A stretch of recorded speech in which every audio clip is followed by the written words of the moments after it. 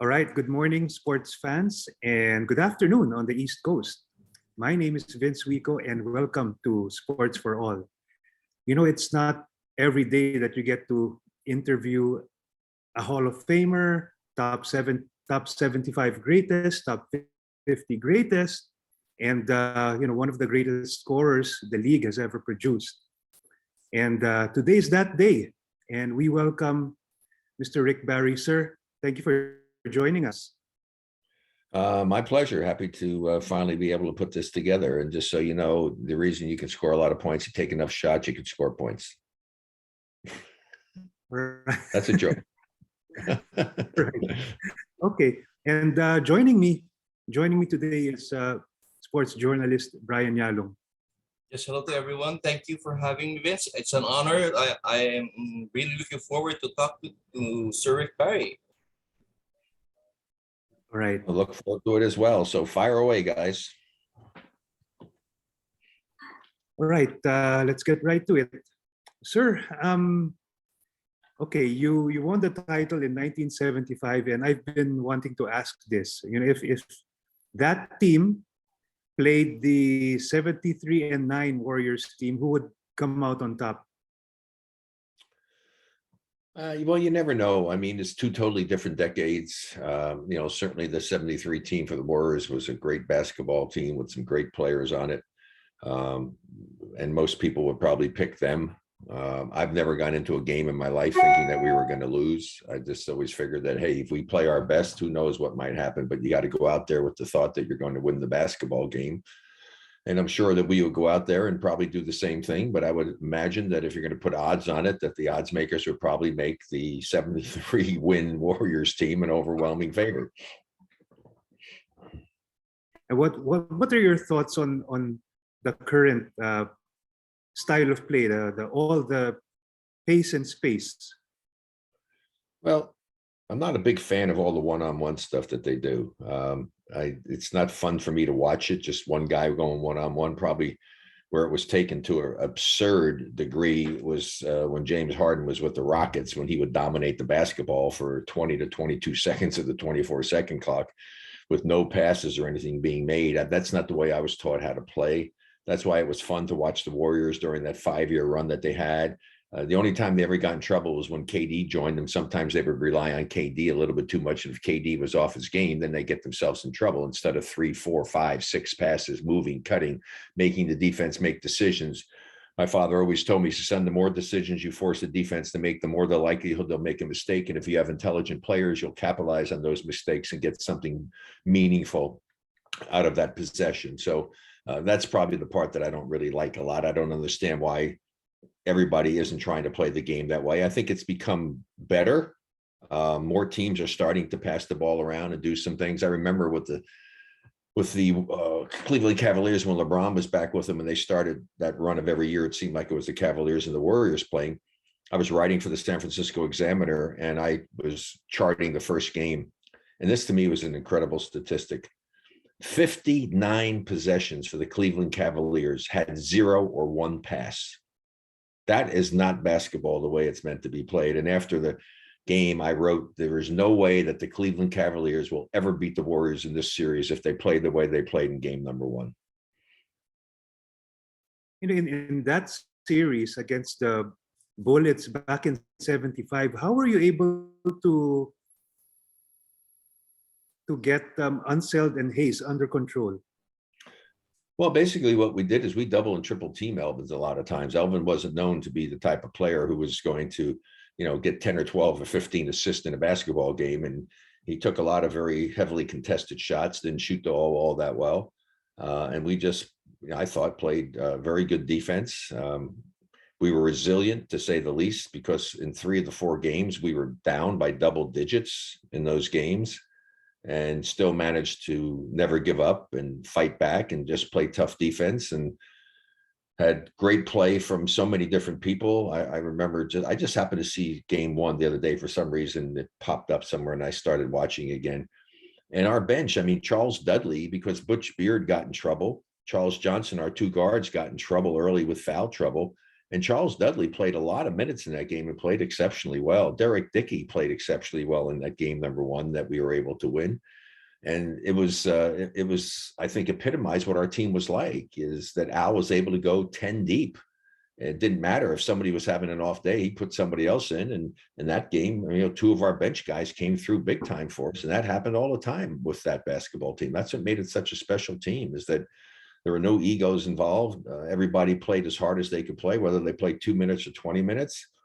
And we believed in ourselves. It was an exciting year and a fun year. And I just actually got back from doing some filming with a bunch of my teammates, with Jeff Mullins and Clifford Ray, and Butch Beard had done that. And also Charles Dudley was there, that we were actually putting together for the first time in almost 50 years since the accomplishment of the greatest upset by far of any series final in the NBA, and probably better than any other sport in our country. There's never been a story or documentary about our team. And now we're finally getting that done. And I'm really looking forward to that coming out, so that my teammates can get the recognition that they deserve. You don't win championships with one person, win with a team, and everybody has to contribute. And I think our team epitomized what that was about. It's a great story. And I'm really looking forward to see what they do and how they put it all together with the interviews and all of the footage, and get recognition from my teammates. I mean, I got recognition because I was MVP of the series and all, but I think it's one of the most overlooked accomplishments in all of professional sports in the United States of America. It's just insane that we didn't get invited to the White House. We weren't on the cover of Sports Illustrated. And it gets passing marks. Oh, one of the big upsets. No, not one of the big upsets. The biggest upset in the history of the NBA Finals. And it really has been overlooked, and I feel badly for my teammates. So I'm excited for that. So keep an eye out. That's going to be coming out sometime in the not too distant future. We'll watch out for that, sir. In the 14 years you were in the league, who defended you? Who do you think defended you best? Well, I always played against the best defensive player that the other team had, a frontline player, whoever their best defensive player was. That's the guy that guarded me. So in a way, it was good, because I knew that I could never not be mentally ready to play, because if I was, I could get embarrassed and somebody actually could make me look bad. Let me just clarify something. You hear this all the time, even listening to broadcasts nowadays, and former NBA players saying this, and I just cringe every time I hear it. Well, he's a lockdown defender. Let me tell you something. There is no such thing in basketball as a lockdown defender if he has to guard a scorer.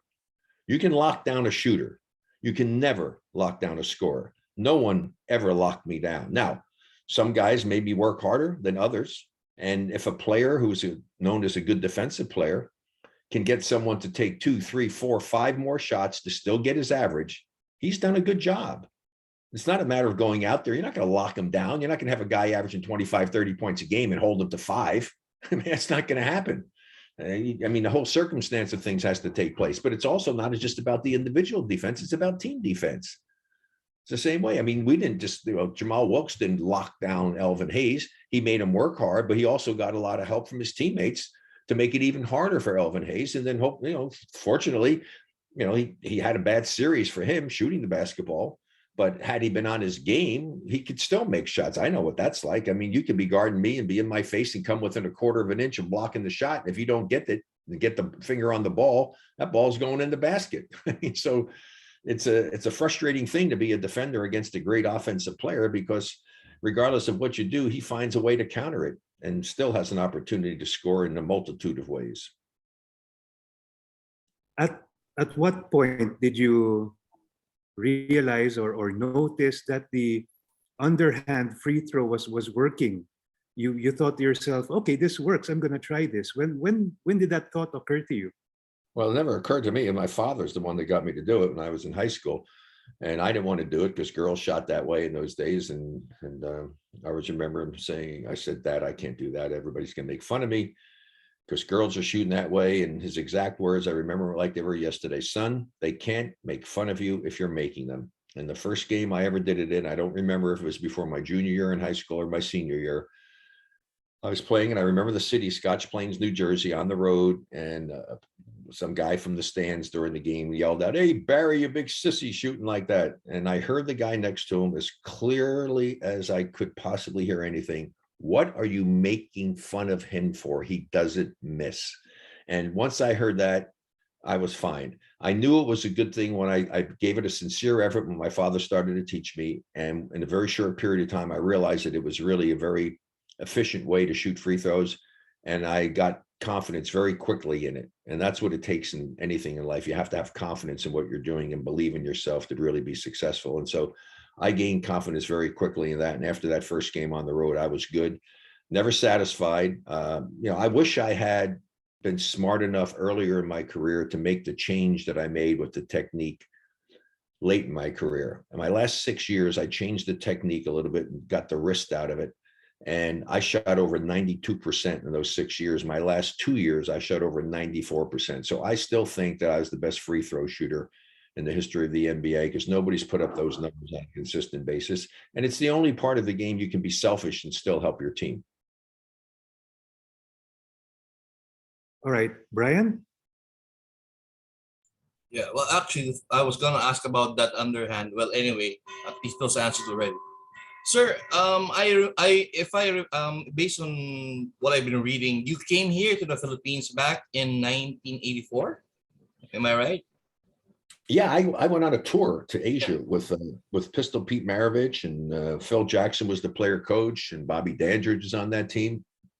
And we had a great time on that tour. We played in Taiwan, we played in the Philippines, and it was a great fun time for me. I mean, for me, I felt so good. I'd never played another game after my Rockets stint in 1980, and I had my knee scoped, and the doctor found a huge piece of calcium that was in my knee, and he said to me, he says, "How in the heck did you ever play with this in there?" I said, "Well, I didn't know it was there." And it was as big as a silver dollar and thicker that was wedged in the back of my joint, and I got that removed. I felt so good that next year. And unfortunately, to show you how things have changed, the NBA in 1980 changed the rosters from 12 to 11 players to save money. If they had the 12-man roster still and didn't cut back that year, I was going to play with the Boston Celtics like so many other great players did over the years. Bill Walton and Scotty Wedman and a whole number of other guys, Tiny Archibald. But I would have done that. It would have been great to go play with Bird and McHale and those guys. We would have been a heck of a team because I really hadn't felt as good as I felt after that operation in 10 years. And so the only real serious playing I got to do was on that tour. And we had a great time on that tour. It was a lot of fun. We won all of our games and had an enjoyable experience, got to know Pete really well. And Pete was very helpful to my oldest son's Scooter. And then unfortunately, after that tour was over, Pete died within, I think, a couple of years of that tour. Yeah. What was your impression about the basketball culture here in the Philippines at that time? Well, the people love it. I mean, didn't they have a league over there that's 6'6" and under? I think, did you guys have a league? Yeah. So, but the people love the game, and they're big fans, and it was an interesting experience to go there and to visit and see it. I've been over there a couple different times. I was out, to Clark Air Force Base and do it, and saw the golf course. And they built the casino and everything else out there. But yeah, the people were big basketball fans. It was fun to see them. Those jitneys were something else too. I mean, that was kind of wild to see those things floating around, speeding around town, everybody jumping on those things. But yeah, it was a great experience, and I'm glad I had the opportunity to do that. Okay, sir, I have a question here from a good friend, Emerson Colina. He shared that you were the only NBA player ever to wear two different jerseys in a regular season, number 2 and number 4. Yeah, I don't think that's ever going to happen again either. I mean, when I went to the Rockets, Moses Malone was already wearing the number, and so I certainly wasn't going to ask him to give it up. And so I just said, well, I'll just wear 2 at home and 4 on the road, and they let me do it. So nobody said anything about it. So yeah, that's a great trivia question for people. Who's the only player to ever wear one number at home and one number on the road? You should never give the numbers out because somebody might guess with that, but that's a good trivia question. Who in the history of the NBA, who's the only player to wear one number on the road and one number at home? And that would be me. 2 at home, 4 on the road. It's something very interesting. I'm going back to your underhand. I'm sure you have been keeping tabs with the NBA right now, especially Ben Simmons, who's been criticized for his shooting. Do you think that's something that he should try out, that underhand thing? Anybody that's shooting poorly from the free throw line, as bad as he is, should give it a try. You should be willing to try anything. First of all, here's the point that I've been making lately. What do you mean, should he give it a try? They should demand that he try it. He's an employee, all right? Your boss says that you're working somewhere and your boss tells you got to do something. Do you have the right in the real world to say, no, I'm not going to do that? Well, if you say that, you're not going to have a job anymore. It's not a matter of whether Ben wants to do it or any other player wants to do it. They should be required to do it as part of their job. It's ridiculous that players can say whether they want to do something or not. They're an employee, for God's sake. And you're getting paid millions of dollars, and you're going to tell your team and your owner and your coach, no, I'm not going to do what you want me to do. That's BS. Tell them to hit the road. Well, tied up to that, what can you say about the type of players we have right now compared to your time? I'm sure there's a big difference. Well, no, the big difference is that the players when I played knew how to play. They were really schooled well in the fundamental principles and concept of the game. The players today get by so much on sheer athleticism. Now, there are those out there that know how to play as well, and those are the great ones. But yeah, there's so many players that are playing now in the NBA on sheer athleticism, and they'll never be as good as they should be because they don't know how to utilize all that amazing God-given talent and ability that they have because they don't understand the correct way to play the game. And that's tragic. I hate to see that because I love greatness in everyone. Regardless of what your field of endeavor happens to be. I enjoy watching people who are great do what they do. And it's disappointing to me to see players that just aren't utilizing their talents and skills. And I've had a lot of people come up to me and say, hey, Rick, you guys couldn't play with these guys today. And I said, excuse me. I said, are you drunk or are you on drugs? I mean, what is your problem? How do you possibly say something as foolish as that? Do you understand how much better I would be if I was playing today? We had zero when it came to training, zero. We didn't have a strength coach. We didn't have an agility coach. We didn't have a dietitian. We didn't have any of that stuff. And I mean, I know I'd be faster, stronger, quicker, more endurance. I would be so much better. It would be crazy because all sports today are so sophisticated and so scientifically studied, and the training is all sports specific now. A lot of guys in the past did training and lifting and stuff, but it wasn't necessarily good for your sport. Well, now they have it isolated to the point you only have the things that are best for you in your sport. It's incredible where they've come with that. So, boy, would I love to be playing today, not only because of that, but also they'd have 3 more zeros on my contract. Yeah, okay, I'll save my other questions for you. Vince, back to you. If back to that story you told about joining the Celtics, had that pushed through, would you have won 2, 3 more rings, perhaps? I think we would have been an unbelievable team. I mean, seriously, because sometimes they could have put Bird and myself on the court at the same time and let Bird play power forward, me play the small forward. Who the hell are you going to guard? I mean, seriously. I mean, I could still, even though people said, oh, well, he couldn't play then because I averaged like 12 and 13 points a game. That was such a joke. If you understand the reality of it is that the whole offense at Houston was geared towards Moses Malone at center, Calvin Murphy at 2, and Rudy Tomjanovich at the 4. And they also had a great backup in Mike Newland, and we had Mike Dunleavy. We had a lot of great players, Dwight Jones and Robert Reed and whatever. So one game in the 2 seasons I was there, I got to play the 2 guard position. I was basically the real super point forward. I was the first one ever in the game, but I was one of the top assist guys in the league, playing, but I didn't shoot the ball a lot. So one game I played, Calvin was sick, and I started and played the 2 guard. I took 25 shots in that game, scored 37 points. So I could have done that, but that's not what I was asked to do. And I was willing to take a subservient position. And as a result of that, everybody said that Barry's career is over. He can't play anymore. And that was the furthest thing in the world from the truth, especially after I had the operation at the end of the second year. I'm telling you, I hadn't felt that good in 10 years. It was crazy. I could have played 2, 3 more years at a very, very high level. And it would have been really interesting to see what would have happened. But bottom line is that, I don't live in the past. I accept what happens in life. I tell people, if something happens, makes you sad, cry and get over it and move on. Because it's over. It's done with. You can't change it. Since you've retired, past players or current or recently retired, or have any players reached out to you, asked for advice on on where to go, or the business of the league? Nope. That's it. That's the disappointing thing is that I've tried to reach out to some people. I've only had one player ever come to me about the free throws, and I worked with him, and I had him shooting over 80%, and he didn't have guts enough to do it when he went back to his team. I won't mention his name. And then I went to one of the really big stars in the game and met him and got to know him a little bit and said, look, I admire and respect what you're doing. You're an incredible specimen and athlete, but I can show you some things that would take your game to a whole new level. And unfortunately, let me turn this off so it doesn't ring again.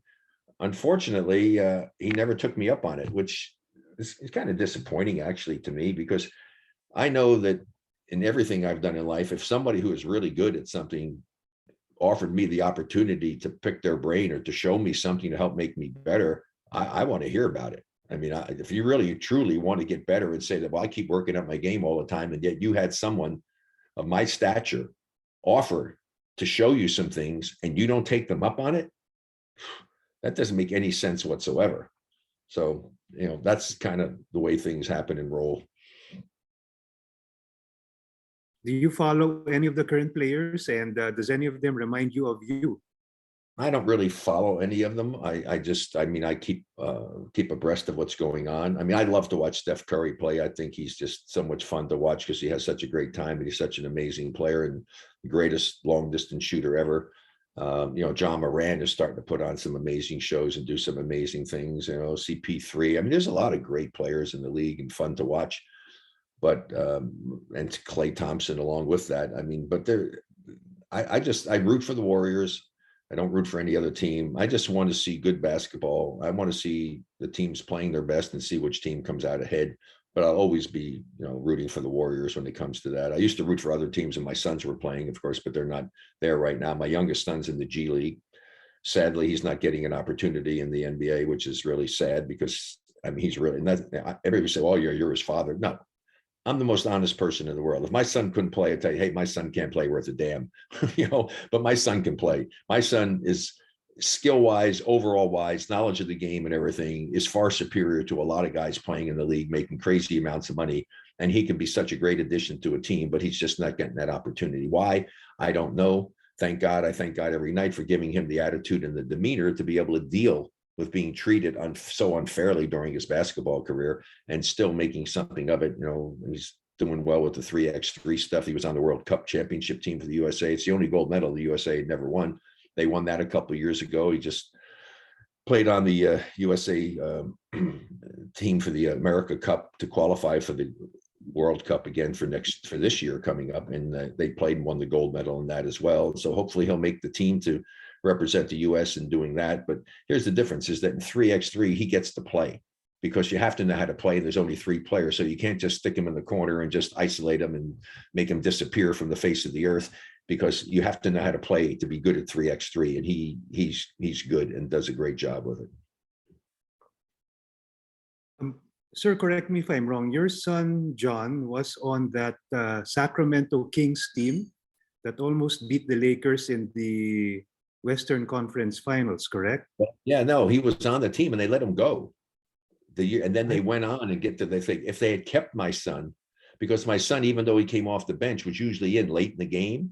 And I can assure you that if my son was on that team when they lost to the Lakers, I think they would have beaten the Lakers, because I know my son would not have been shooting air balls and been terrible at the end of the game, because he was a hell of a 3-point shooter and a tough player. But yeah, they got rid of him a year too early. I mean, that was unfortunate. And he missed out on a championship with the Pistons doing it. But every place that he went, coming off the bench, he was like the Energizer Bunny. And they had nicknames for the guys coming off the bench. And he was one of those guys that came in, and because he understood how to play the game so well and was really well skilled in all facets of the game, he was a great addition to teams and helped them a lot. And he had a heck of a career. I mean, he and Brent both played like 15 years, 14, 15, 16 years, something like that, and made a nice life for themselves. But yeah, the Kings got rid of him one season too soon, I think.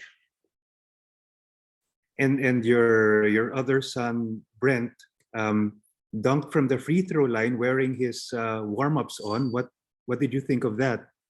Well, he told me he was going to dunk from the free throw line, and I'm saying, yeah, okay, sure, right. You're going to take off from the free throw line like Michael and Dr. J, and sure enough, he did it. And being a proud father, I got video of the other two guys doing it.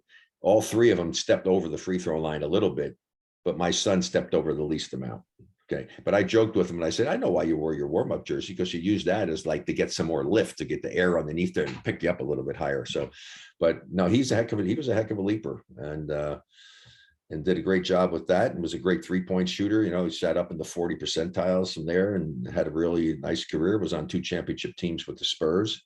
And, we've talked some, and he even said he wished he could be playing with them in recent years, because to Greg Popovich's credit, he changed his style of coaching to a more open, get the guys, use their athleticism, push it up the floor. They didn't do a lot of that back when Brent was playing with them. They had a little more control. They go into Duncan and what have you, but then they kind of opened it up a little bit more, giving Ginobili and Parker a chance to do stuff. That would have been great for Brent as well. I don't think Brent was ever really utilized as effectively as he could have been. Brent was an incredible passer. I tell people, just look at the freshman rookie game that they had there, the rookies and sophomore game that year when he won the slam dunk contest. In the first half, he put on a heck of a show, but that's the way he could have played. He should have been a point guard offensively on teams. He finally got a chance to do that when he was with Seattle. And for whatever reason, I don't know why Nate McMillan, what he was thinking, but thank God he gave him the chance, because it proved what I was trying to tell people. When Gary Payton was let go, my son started the next game at point guard. And I think he had either 16 or 18 assists as a starting point guard. He could have been doing that on a regular basis. He had some real flair to his game and could wrap the ball around his body and throw passes, and never got a chance to really get to do that as much as he was capable of doing. With today's current players, what do you think today's players should have that you guys had back in the day in terms of values, work ethic, and all that? Well, unfortunately, they didn't have someone teach them how to, the fundamentals of the game, so they understood how to play the game and take full advantage of the talents and skills that they have, as I spoke about earlier. That's the thing that's missing. I mean, they have so many of the other things with the training and all to help them, and a lot of them have taken full advantage of that. But they're certainly unbelievably gifted athletes. I mean, they do stuff on a regular basis. And, even some of the guys back when I played, like Dr. J and guys of that nature, and Michael, I mean, I used to fantasize about doing stuff that they do in real life. They just do such amazing things because they're so gifted athletically, and it's incredible. I don't know if people fully appreciate just some of these amazing things that these amazing athletes do.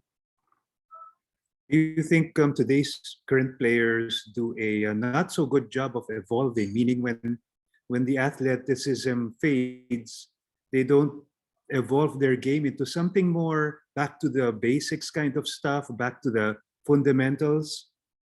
Well, I think the coaches give them a little bit too much latitude and freedom. I mean, I think you want to play like the way the Warriors generally play. 3, 4, 5, 6 passes, pass, cut, move, make the defense have to make decisions as to whether they're going to switch or not. And eventually they'll make mistakes, like I talked about earlier in the show. And if you have smart players who understand the game, like we've been talking about, you're going to capitalize on those mistakes. You're going to recognize them. So instead of a play, I'll give you a perfect example. Remember the series when the Warriors it looked like they were going to sweep against Cleveland? I think that might have been the 3rd or 4th time they played them. And to the credit of the Cavaliers, they kept big game, and they came up and won Game 4 back in Cleveland. Then we came Game 5 back at Golden State, and Cleveland had a big lead going into the second quarter, and the Warriors fought back and got back. Well, it would have been simple because nobody's ever come back from a 3-1 deficit in NBA Finals. It would have been easy for Cleveland to just give it up, right? I mean, this is over. Okay, we had our shot. They're back. 4th quarter, still close, and really still a very, very close game.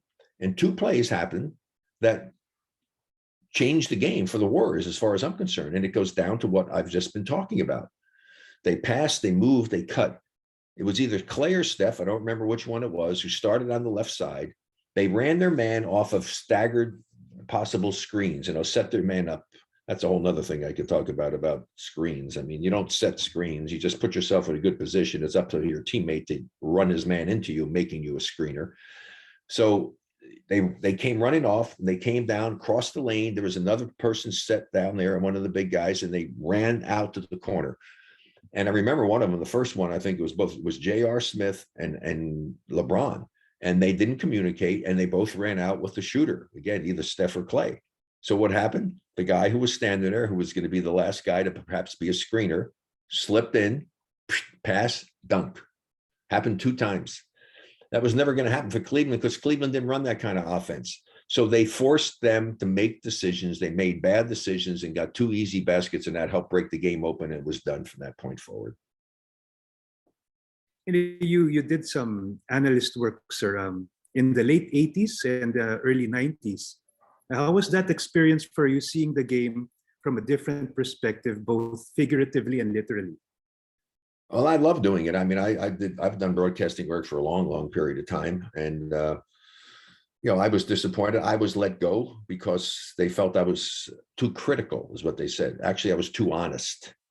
Because I'm not a shill. I'm not getting paid to make the league look good. I'm getting paid to talk about the game. Well, if there's good stuff, I'm going to talk about it. If there's bad stuff, I'm going to talk about it. And I didn't look for the bad stuff.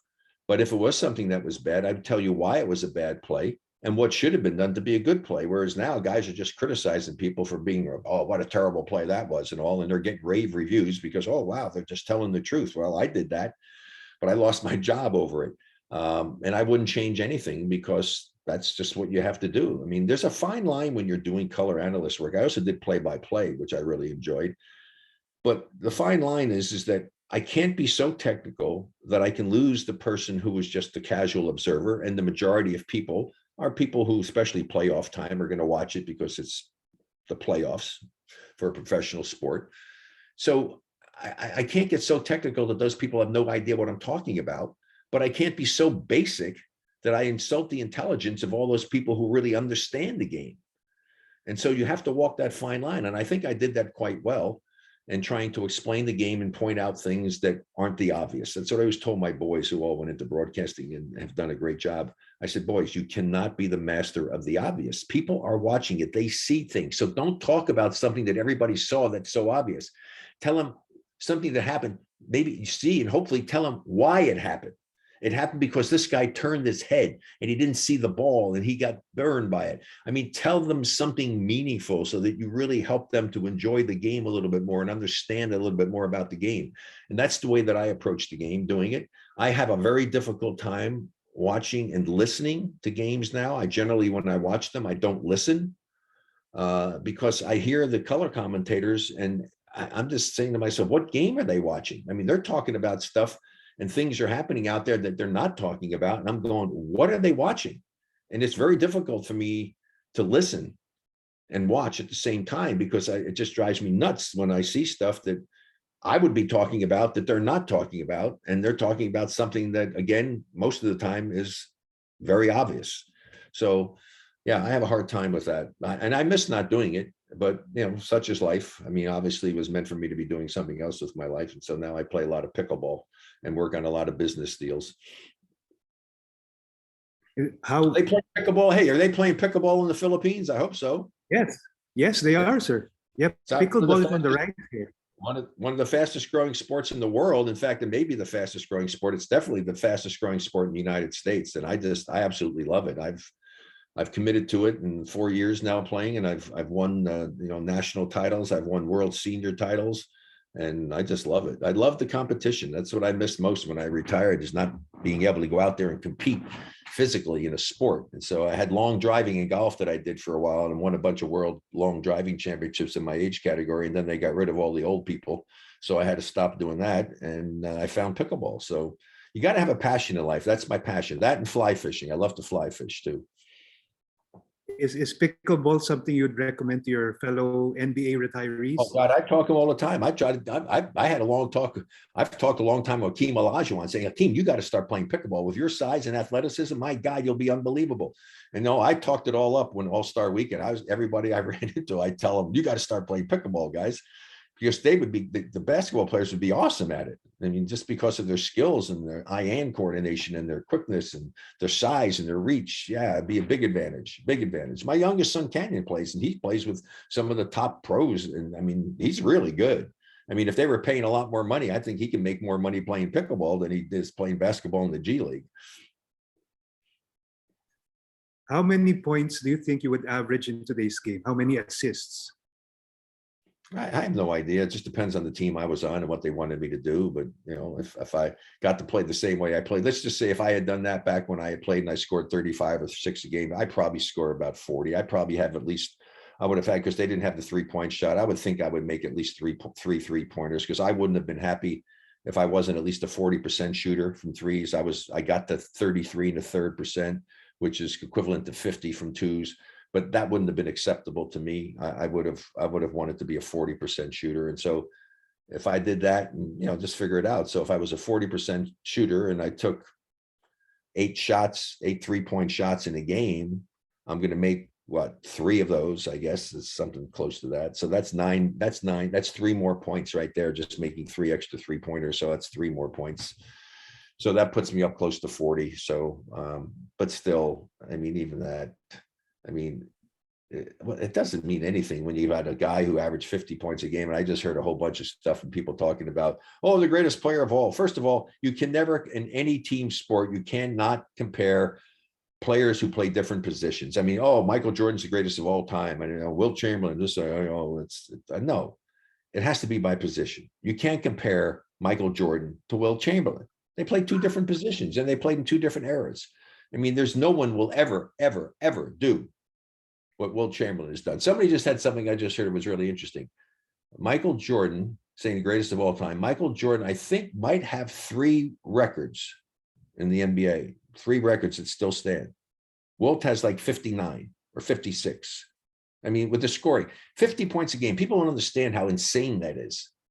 50 points average per game in an NBA season. And in the season when he scored 50 points a game, he averaged 25 rebounds a game. And they had a story, the audacity of Sports Illustrated. Is Dennis Rodman the greatest rebounder of all time? Are you freaking kidding me? Dennis Rodman compared to Wilt Chamberlain or Bill Russell? Come on. It's nuts. People get caught up in the moment. What's going on? You can't even put him in the same category. I mean, it's crazy. For his size and what he did, yeah, Dennis Rodman was amazing. But compared to Wilt, I mean, you know what Wilt averaged for his career? 22.5 rebounds a game. 22.5. That's obscene. That's never going to happen again. No, I mean, what Wilt did will never be, those are records that will never be broken. That's never going to happen. Well, a little FYI, sir, we did a pickleball episode, I think around early this year or last year. And we even had a live pickleball game on the episode, on an episode of Sports for All. It was very interesting. It's a great game. I mean, you don't beat your body up, and it's easy to learn for people to play. I mean, trying to learn to throw a ball up in the air and serve a tennis ball as opposed to hitting it from under your waist, underhanded. I mean, there's all the difference in the world, and that just changes everything.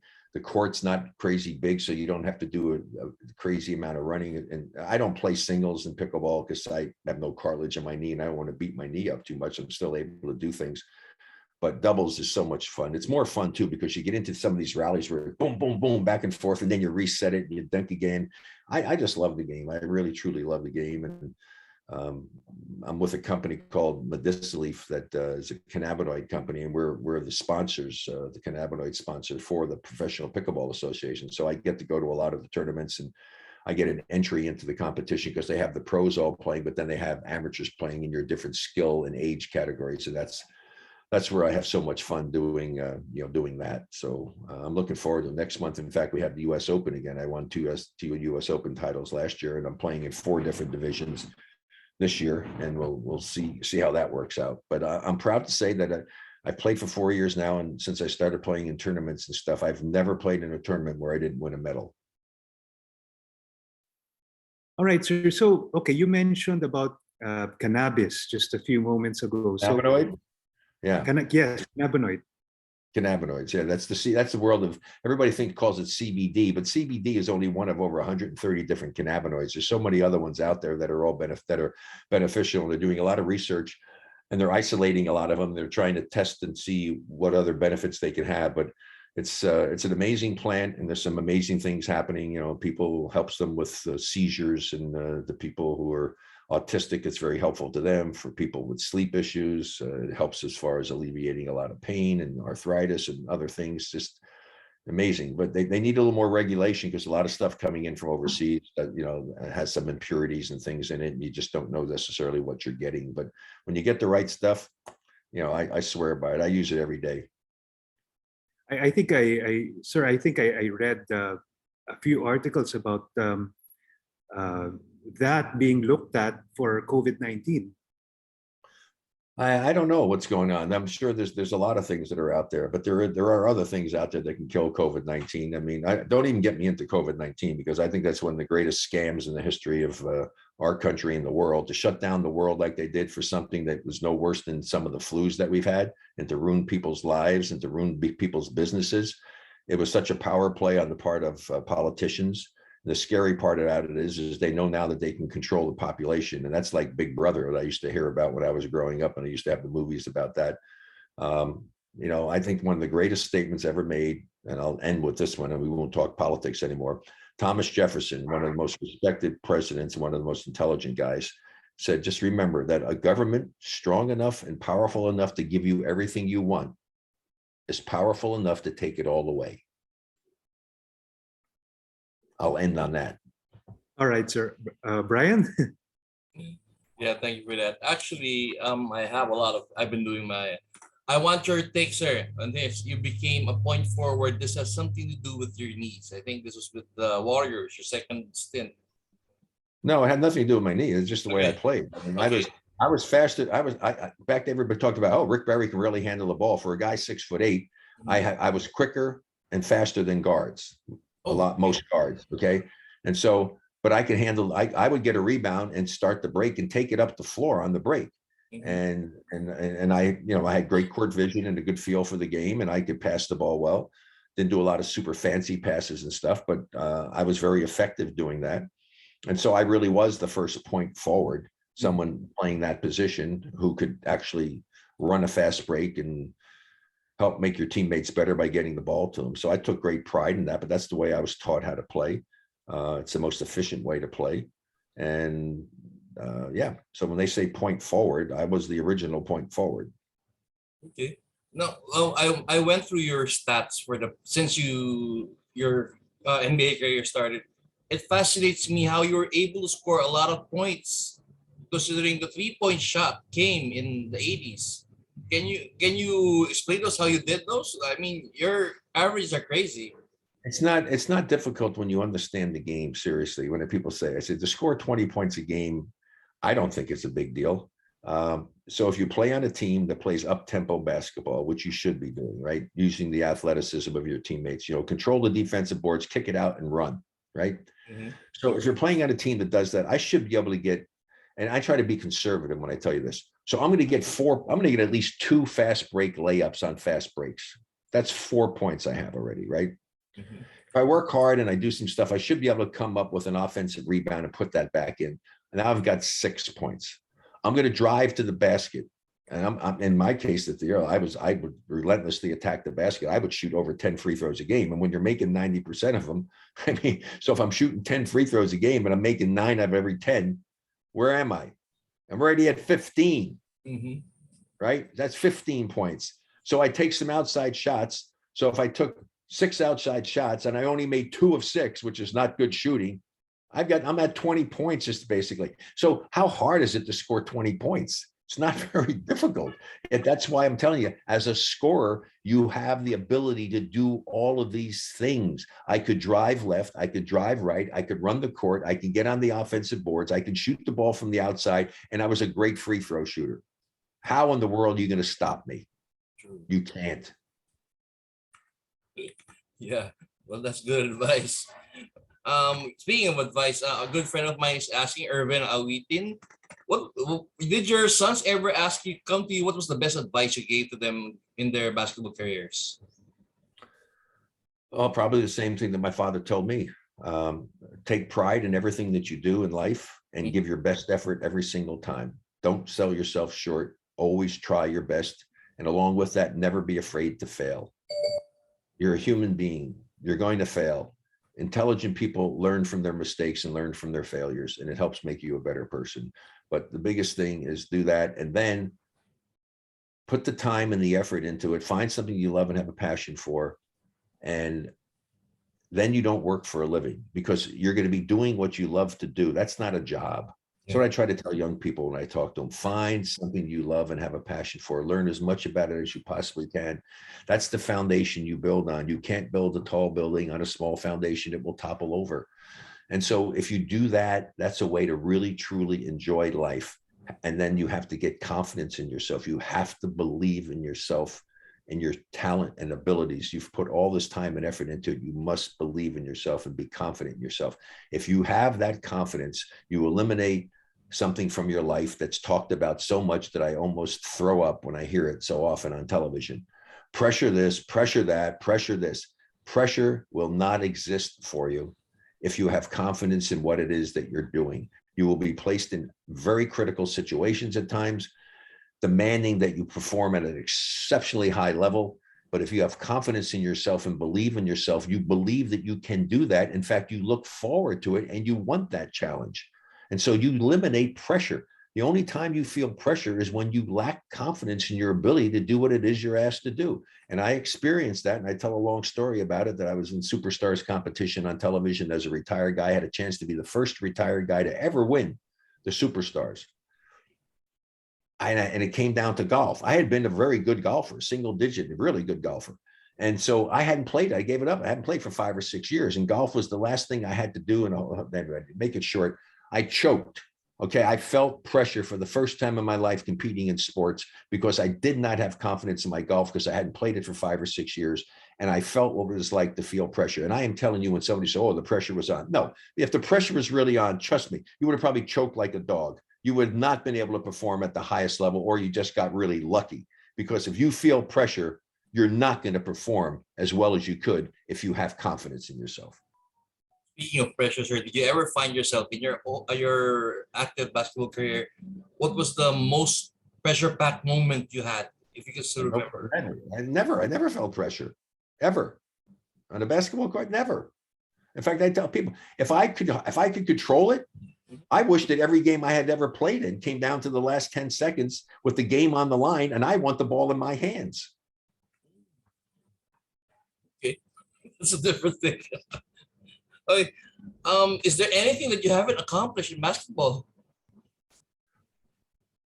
Well, yeah, didn't win as many championships as I wanted. That's what I mean. I play to win championships. I don't play for individual honors. I mean, I have a Hall of Fame ring. I have a top 50 ring, and I have a championship ring. The only ring I ever wear is the championship ring. I didn't play for individual honors. Those are like, that's the extra bonus that you get. I played to win and to win championships. And so I equate it this way. Take a birthday cake. Birthday cake has all kinds of beautiful decorations and icing and these flowers and cherries and candles and everything. Take all of those things and put them on a plate, right? Put them on a plate with no cake. Just a big mess sitting on the plate. Doesn't look that good. But if you have the cake and then you have all these other things that you can put on it, now you got something special. Okay, we'll tell you that. May I ask your comment on these super teams? I have no problem. Listen, I admire the fact that a guy, he's making so much money, the money is not a factor anymore. Mm-hmm. Obviously, he wants to be a champion. Mm-hmm. So I admire that. Somebody wants to be a champion. He'd go to another team. Why? I want to be a champion. I have no problem with that whatsoever. I really don't. There's no guarantee that that's going to happen. Oh, we've seen that over the years, right? I mean, it doesn't guarantee, because you put guys together, whether the chemistry works, whether they stay healthy or not. But I have no issue whatsoever. I had no problem with Kevin Durant deciding he wanted to go and leave and go to the Warriors. I mean, he gave the other team so much. They had so many chances. They didn't get it done. They didn't have the right chemistry, whatever it might have been. and he had a chance to come to the Warriors. And I told everybody before, I said, I will tell you right now, you watch and mark my words on this. Kevin Durant will become a better basketball player playing for the Golden State Warriors because he's going to play in a system that's going to make life easier for him. He's going to become a better facilitator, and he is going to win championships. And he was lucky enough to come to a team that had a 2-time MVP willing to allow him to be the main guy.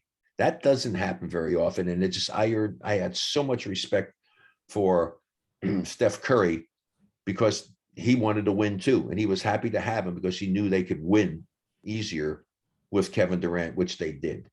I mean, they could very easily have won 5 in a row. Seriously, 5 in a row.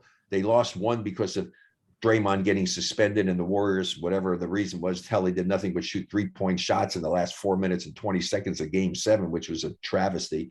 They just beat themselves in that. But if Draymond hadn't gotten suspended, there's no way they'd lose the Cavaliers in 7 games. And then the other one, of course, you have Clay and you have KD go down with injuries. There's no way that they don't beat Toronto in that series. What do you see for the Warriors ahead now that they have Clay back? And I think Draymond is coming back. Do you see them calling that old championship? Well, it all depends. It all depends how healthy, how much Clay continues to improve and play at a consistent high level.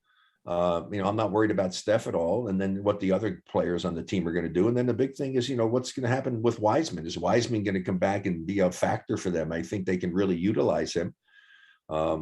They may have gotten a break that they're having this really terrible down period now because there's still enough games and time left for them to hopefully put everything back together and get back to playing the way they were playing prior to this big letdown that they've had, where their defense is, that's one of the things they were playing, really great defense. Well, now they're in the middle of the pack defensively. They're giving up 115 or more points a game. You're not going to win a championship if you're doing that because no team has won an NBA title.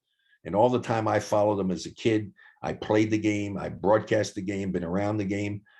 If you don't have a good defensive team, you're not winning an NBA championship. You don't have to be the best, but you got to be one of the better teams. I would say, I think probably if you looked at it, probably have to be at least in the top 10, and the higher up, the better. So they've got a chance to get themselves back to be competitive and maybe have a chance to win, depending upon a number of factors that we don't know the answers to at this point. Is Draymond going to really be healthy and stay healthy? Is Clay going to play at a high enough level to be able to contribute? And will Wiseman be a factor and be able to contribute in the areas that he needs to factor? And then how as well is your bench going to play? And then same Iguodala, is he going to get back and be healthy and bring his experience there? So there's so many unknowns for the Warriors right now. It's going to be interesting to see how it plays out. But then again, who knows what's going to happen with some of these other teams? CP3, now he's been hurt. How good is he going to be when he comes back? That's part of sports is, being healthy enough at come playoff time, and how well are you playing when the playoffs roll around? So people always ask me, well, what do you think? And I have no idea. If I had some idea, I'd be betting all the time and I could just make a living betting on NBA games, but I wouldn't bet a nickel on an NBA game. I know you always expect the unexpected. Anything can happen. And so there's too many variables, and who knows? But, ask me at the end of the season when I see how the teams are playing in the last week going into the playoffs, see what the health of the teams are. And then I can tell you what I think may happen. And I could have a pretty good idea. Even then, it doesn't mean that that's what's going to happen because all of a sudden somebody could get hurt. You were talking about health. Everybody's into it. What is your take on the Los Angeles Lakers and the Russell Westbrook drama right now? Was it Beal gone wrong? Yeah, well, they just didn't. They try to put a team together and do it, but they just didn't put the right people together. And then they had injuries. Of course, Davis has been in and out all season long, and LeBron was out for a little while. They just didn't gel. They didn't have the right chemistry and the right people to be able to accomplish what they wanted to accomplish. That's what we just talked about earlier. They tried to put together a super team, but it didn't work because they didn't put the right pieces together. And so it'll be interesting to see what's going to happen. And now all of a sudden, some other teams, all of a sudden Memphis is playing out of their minds. This is a good time, but are they going to be able to stay at this level for another, 18 games or something before you get to the playoffs and have to play a bunch of other games? That's asking the team to play at a high level for an exceptionally long period of time. If I'm the Warriors, I'm the eternal optimist. I would say, hey, this is great for guys. we're going through our bad stretch here. Most teams, very few teams have ever gone through a whole season without having a down period. We've got our down period. Let's get it back together and get ready for the playoffs. And so that's the way I think you have to look at it and approach it. Okay, my last question before I turn you over back to Vince. Because you're into commentating and a lot of us here, like me, we're into it. What is the best advice you can give when it comes to sports commentating? Well, I think I talked a little bit about it before. It's basically to go ahead and don't be a master of the obvious. You know, I mean, something's happening out there. Everybody saw somebody made a bad pass. I mean, the guy throws the ball out of bounds. I mean, he made a bad ball. What a bad pass that is. Well, no kidding. I mean, seriously, that's your comment as a freaking color analyst? I mean, no. Why was it a bad pass? What pass should he have made to make it a better pass? Talk about things that aren't the most obvious things for viewers to see. As a color analyst, as the play-by-play person, don't talk so darn much. People are watching. You don't have to be. You're not doing radio play-by-play, right? Everybody can see what happens. Try to talk about things. That's why when I did it, I was doing things differently than anybody did, because I remember Tony Verna, who was passed away, a great director in sports who started and got instant replay. He said, Rick, you have a chance to do something that most analysts, I mean, most guys can't do. He said, you do a great job as an analyst. He said, but in play-by-play, you can cross that line, analyst, color man.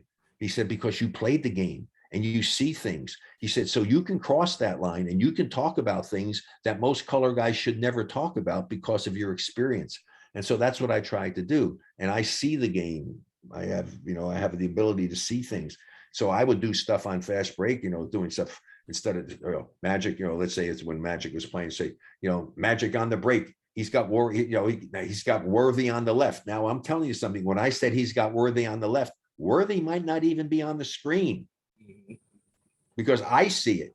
I'm not looking at the monitor. I'm seeing. And so all of a sudden you're watching Magic go. And the next thing you know, he makes a pass. Here comes Worthy on the left side.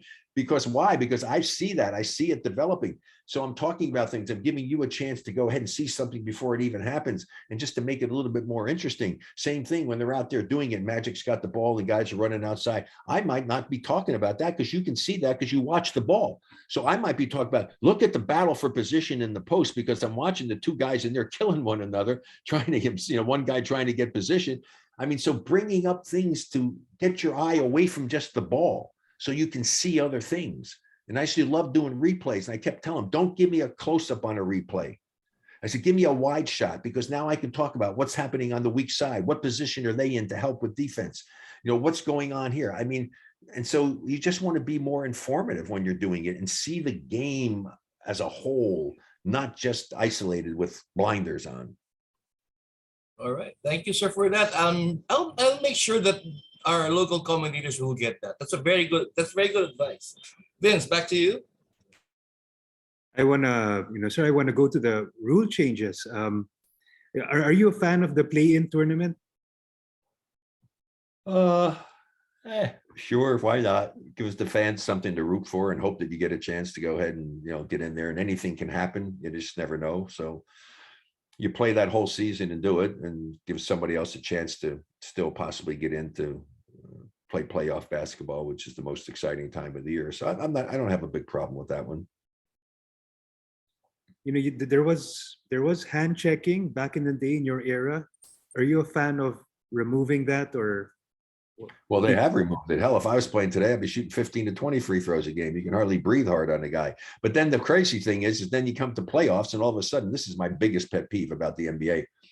I kept saying, can somebody please show me the new rule book we're playing by because it's playoffs and you hear playoff basketball. I said, no, it's still basketball. There's still only one rule book. It's just that all of a sudden you guys are now looking at it totally differently. You're letting more things go. And I kept trying to tell the NBA, and I told David Stern, forever God rest his soul, I said, look, it doesn't take skill, talent, or ability to allow a defender to hold, push, and shove because it's playoff basketball. I said, just call the game according to the rule book. I had a big thing I did at All-Star Weekend, and people have picked up on it over here, and there's been a lot of publicity about it. I said, can the officials please start calling the game according to the rules that are there and stop with all the traveling, stop with all the carrying, stop with all the moving screens, call the game according to the rule book. And come playoff time, it gets even worse. They let guys do things that, I mean, it's ludicrous. And I just have a real hard time with that. I really, truly do, that they allow that crazy stuff to go. I mean, sometimes you watch a game, even in regular season, two guys who go and they crash into one another. They both wind up on the court and the whistle doesn't blow. I'm sorry. There had to be a foul. Either the guy charged or the guy blocked them. There had to be a foul. There's too much contact to be no foul. And I think the problem is that the officials want to hear, they have to say, the officials, well, we don't want to determine the outcome of the game. I said, well, by not blowing your whistle, you are determining the outcome of the game because you're allowing the defense or the offense to do things that they shouldn't be doing because they're breaking the rules. So you are, by not blowing your whistle, determining the outcome of the game. Whereas if you blew your whistle and you were calling the fouls, you're not determining the outcome of the game. It's the players who are committing the violations who are determining the outcome of the game. And your job is to blow your whistle when there's a violation. Pretty simple. How was your work ethic like when you were playing? Because you scored a lot of points, more than 25,000. Were you the type that be at the gym early and, like a... No, not during the season. No, I mean, in fact, I think the morning shoot arounds that coaches, I think it's the biggest waste of energy and time ever. I hate it. I hated it. The last thing I want to do at 10 o'clock in the morning is to be on a court breaking into a sweat, which eventually when we first did it, Bill Sharman started this, it was just sneaks and jeans just to get you out of bed, basically. And now it's a full scale workout. Why do I want to use any energy at all at 10 o'clock in the morning if I'm going to have to play 40 minutes that night or more? I'm sorry, I don't want to do that. And I think it's a waste, a total and complete waste. And maybe it's just the coaches and stuff copying stuff that was successful that Bill Sharman had and turning it into this. I think it's great for the guys who don't play. Guys who aren't playing minutes and stuff. You've got 15 guys on your roster now. Well, hey, let 7 of them or whatever, 8 of them go to the gym and go, get a nice workout in and, keep themselves in shape. So if they had to play and all, they're going to at least be in reasonable condition and keep themselves sharp. But to have your starters and the people that are playing significant minutes using any energy at all in the morning, hey, you can have a meeting at the hotel, talk about what you want to talk about, then let the guys that don't play go over to the arena and go get a nice workout in and let the other guys go do what they want to do.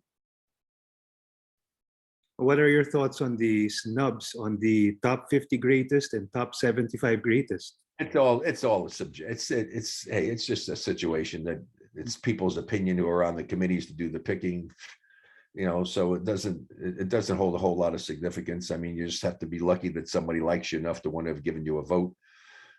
It's not like it's the end of the world.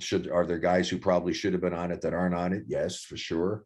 Who they are, I'm not going to go and say because it's not up to me. I wasn't one of the people worried about having to go ahead and vote somebody on or somebody off. I just think that they should be picking people for their own era. I mean, why do you want to compare me to somebody playing today? I mean, I got done playing in 1980. This is 2020. It's 40 freaking years later. So how are you going to compare these guys to me? If I had the training and stuff they had, hell, I'd be way better than I am now. And so I'd be way better than these guys. And so just compare them, pick them for their time. Pick the guys. Who's the best in the 70s? Who's the best in the 80s? Who was the best in the 90s? Who's the best in 2010 to 2020? And then pick the 2020 to 2030 team. Have teams of decades. That's probably the best way to do it and the fairest way to do it. And stop trying to compare people from different eras when it's not even the same game because everything has changed so dramatically. We had a travel coach. We'd fall asleep at 2 o'clock in the morning after a game, have to get up and catch a 6:30 flight to the next arena. These guys are on a chartered flight afterwards, flying to the next city, getting a good night's sleep. I mean, come on. The difference is so freaking dramatic. It's unbelievable. So to try to compare different eras makes no sense whatsoever. And then stop with who the greatest of all time is. Have a discussion about who's the greatest center, who's the greatest whoever, and even then pick it from their decades. And then you don't have to have a discussion about it. And if you want to have a discussion about that, then just do it by position.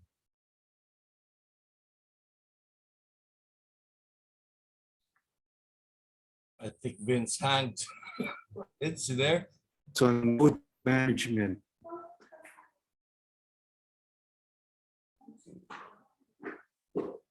I think we lost somebody. Sir? We're back. Everybody's back. You okay, Vince? I think he's having internet problems. Yeah, they're having some internet issues, I'm Yeah, sure. I'm here. Okay, he's back. Okay, guys, I got to cut this short because I have to get up at 4:30 in the morning tomorrow, and I need to spend some time with my wife before I leave. So it was a pleasure having an opportunity to spend some time with you. I wish you all the best there over in the Philippines, and hopefully we can get this crazy COVID stuff out of the way, get back to some normal type of life on a regular basis. That'd be great. All right, sir. Thank you. Thank you so much for gracing For our. your time. An honor, an honor. Thank you, guys. Thank you, That's sir. good. Take If care, they want sir. to do Take care. if they want to do something, talk to somebody, have a big pickleball tournament, and bring me over to play pickleball. I'm up for that too. All right. See ya. Take All care, right. guys. Thank you, sir. Thank you, sir. Bye.